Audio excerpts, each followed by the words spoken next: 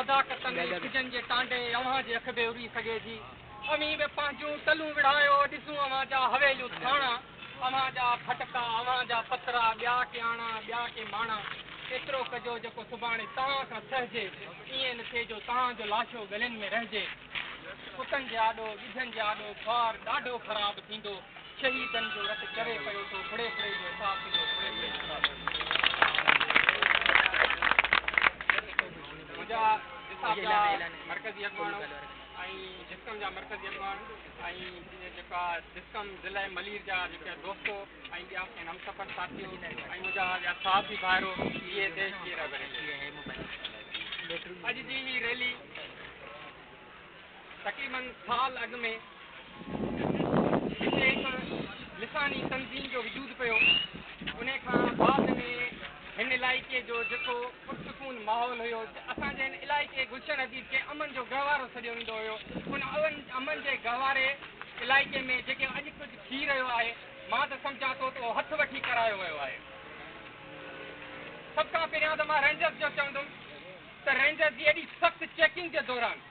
हर इलाइक़े जे कुंड कुर्छ ते रेंजर्स जी गाॾी मोटरसाइकिल ते गश्त हली रहियो आहे ऐं रेंजर्स जी सख़्तु चेकिंग हली रही आहे लेकिन पोइ बि गुलशन जे इलाइक़े में ॾींहुं ॾिठे जो धाड़ा फुरूं सिंधी माण्हुनि जा घर लुटिजो था वञनि त सिंधी माण्हुनि जा रस्तनि ते हलंदा मोबाइल ऐं पैसा फुरियो था वञनि मां त सम्झां थो इहो हथु वठी करे हिन इलाइक़े जो सुकून ख़राबु करियो थो वञे त जीअं हिते हिननि जूं जेके कैबिनेट लॻनि आर्मी जा हिते दफ़्तर क़ाइमु कया वञनि मुंहिंजा दोस्तो असां जेके हितां जे चूंडियल नुमाइंदे चयो त जेको आहे सिंधी क़ौम परस्तनि जी जेका हैसियत काउंसलर जेतिरी बि न आहे पर असां हुननि जी हैसियत सुञाणियूं था असां हुननि जी हैसियत ॼाणियूं था हुननि खे सिंधी माण्हुनि वोट ॾेई करे अॻिते आंदो आहे ऐं हू असांजी हैसियत ॾेखारे रहिया आहिनि हुननि जी हैसियत बि असां ॼाणियूं था त कुझु अर्सो अॻु में हुननि जी हैसियत छा हुई इन मां ई सिधो ई साफ़ ज़ाहिर आहे त जॾहिं डिस्कम चेयरमैन मोहतरम बशीर खान कुरैशी कराची जे अंदरि पाकिस्तान न खपे जो नारो हणे थो त साढा 3 लख माण्हू उते अची गॾिजनि था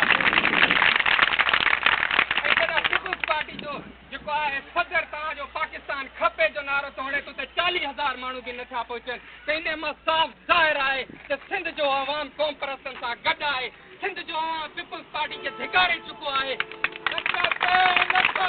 पाकिस्तान न खपे न खपे न खपे पाकिस्तान न खपे ऐं सिंध जी ॻाल्हि कंदा आहियूं असां बि सिंध जी ॻाल्हि कंदा आहियूं ऐं हूअ बि सिंध जी ॻाल्हि कंदा आहिनि पर सिंध जी ॻाल्हि करण में केतिरो फ़र्क़ु आहे असां सिंध जी ॻाल्हि करे रस्तनि ते अचूं था त असांखे लठियूं खाइणियूं थियूं पवनि असांखे जेलनि में वञिणो थो पए हू सिंध जी ॻाल्हि था कनि त उन्हनि ते वज़ारत उज़मा जूं कुर्सियूं थियूं मिलनि एसी गाॾियुनि जा जेके दरवाज़ा खोलिया था वञनि साफ़ ज़ाहिर आहे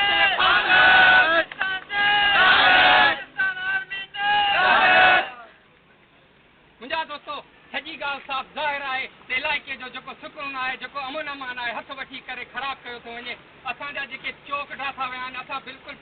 पुरअमन जी एहतजाज करे इहो रिकॉर्ड करायूं था त जेको असांजा चौक ठाथा विया आहिनि ऐं असांजा जेके आहिनि क़ौमी झंडनि जी जेका बेहरमती कई वई आहे उन्हनि गुंडनि खे कानूनी कार्रवाई करे उन्हनि खे वाखो कयो वञे न त ॿी सूरत में असांजे एहतजाज जो दाइरो अञा वसी हूंदो ऐं अञा वसीतर थींदो वेंदो महिरबानी